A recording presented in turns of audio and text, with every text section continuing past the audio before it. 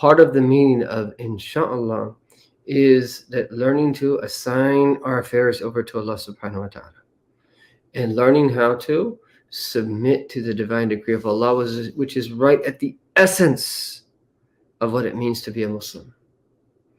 And there are so many tendencies in the modern world to pull us away from true submission to Allah.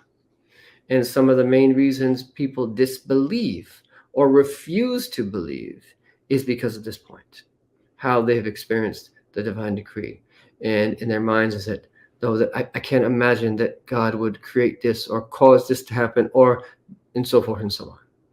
And there's a block in their mind, which causes their heart to sometimes that have obstacles put in place between it and that achieving of receiving belief and receiving faith and then submitting to Allah subhanahu wa ta'ala.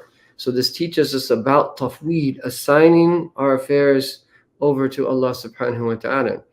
And this is why they said is that the one who truly says Insha Allah is not just the one who just gives it lip service, but whenever it is that we want to do something.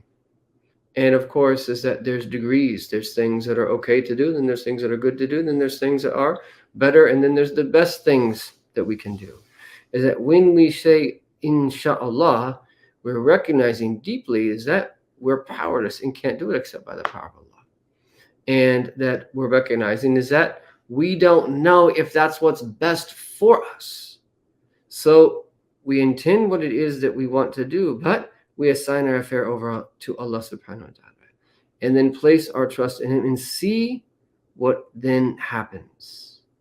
And the ignorant one is the one who tries to do things relying upon his own self, wanting it to happen in his way, in his timeline. Whereas the believer, even if something happens that is not what they want, they are trained to see divine wisdoms in it. That maybe in that prevention is that great gift.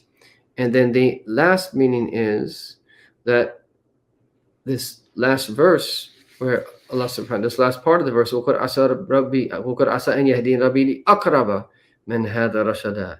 I trust my Lord will guide me to what is more right than this. This indicates to us is that you and I should always seek spiritual ascension. We should always seek increased guidance. We should always want to become closer to Allah, to be raised in degree, to achieve a higher station.